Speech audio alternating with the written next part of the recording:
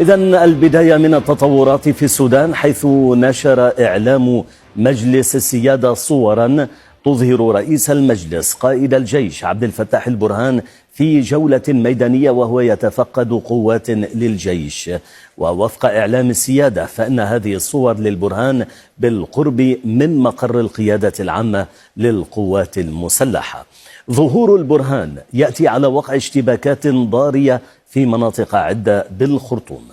ينضم إلينا من أم درمان مراسل الجزيرة هيثم أويت للحديث عن التطورات الميدانية والظهور الميداني للبرهان ومعانيه على الصعيد العسكري وصعيد السيطرة الميدانية. هيثم. نعم، بطبيعة الحال هذا الظهور لقائد الجيش السوداني رئيس مجلس السيادة هو الظهور الأول له وسط جنوده. كان طبعا البرهان كان قد ظهر قبل ذلك في غرفة عمليات وهو يدير العمليات العسكرية بجانب الفريق أول شمس الدين كباشي وعدد من قادة الجيش، وكان أيضا قد ظهر في وهو يهنئ الشعب السوداني بحلول عيد الفطر المبارك، ولكن هذا هو الظهور الأول له بين جنوده وهو يتفقد الجنود في مقر القيادة العامة للجيش، وهو يحمل بندقية قنص وأيضا يحمل مسدسا وزيا عسكريا للعمليات، فيما يشير إلى أنه بهذا الظهور طبعا لديه أكثر من دلالة وأكثر من إشارة بأنه موجود وسط جنوده وهو يدير هذه العمليات العسكرية بنفسه، وأنه أيضا يقوم بتفقد القوات في مقر القيادة العامة، في إشارة إلى السيطرة الكاملة لهذه الساحة التي كانت في لفترة طويلة في إطار المشادات الإعلامية والبيانات المختلفة بين الجانبين مع من يسيطر على هذه المنطقة، وكذلك أيضا محيطا لهذه القيادة العامة، باعتبار أن الجيش الآن يبسط سيطرته على تلك المناطق، وأيضا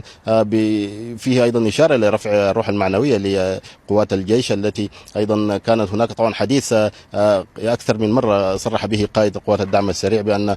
قائد الجيش مختفي في مكان ما تحت الأرض، وهذا الظهور ربما هو يعني رد لهذه الادعاءات التي كانت تقال قبل اليوم، وبالتالي هذا الظهور له العديد من الرسائل سواء كانت العسكرية الميدانية وأيضا ربما السياسية. طيب. وهذا الظهور يأتي في خضم معارك ما تزال مستمرة. نعم، هذه المعارك المستمرة هل لنا أن نعرف هيثم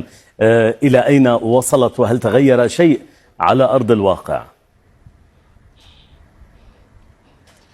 المعارك طبعا ما تزال مستمرة بين قوات الجيش السوداني وقوات الدعم السريع في أكثر من موقع، في سواء كان في الخرطوم أو أم درمان أو منطقة الخرطوم بحري تحديدا. أم درمان تشهد نوعا ما من الهدوء، ولكن هذه المعارك والوتيرة التي تستمر بها طبعا هي معارك حرب مدن، وهناك عمليات قصف جوي يقوم بها سلاح الجو التابع للجيش بشكل مستمر على مواقع قوات الدعم السريع، والتي هي تقوم بالرد بالمضادات الأرضية التي تمتلكها للدفاع عن مواقعها التي تتمترس فيها، وأيضا هناك الهجمات كر وفر في الكثير من المواقع والمقار سواء كانت العسكرية أو في المدن، خاصة منطقة شمال البحري بالأمس التي شهدت مواجهات دامية في منطقة الكدرو. وأيضا هناك كان حديث عن سيطرة قوات الدعم السريع بحسب بيانها على معسكر للجيش، معسكر السواقة، وأيضا منطقة الدفاع الجوي، وأيضا هناك بيانات أخرى من الجيش كانت قد قالت أنهم استعادوا السيطرة على هذه المواقع. تظل يعني المشهد الميداني يظل يشهد مناوشات واشتباكات متقطعة من وقت إلى آخر، في ظل حتى الآن يعني عدم وجود يعني اتجاه لوجود اتفاق حقيقي لوقف إطلاق النار رغم المناشدات أو التفاهمات الجارية في جدة بطريقة غير مباشرة. هيثم أويت من أم درمان، شكرا جزيلا لك.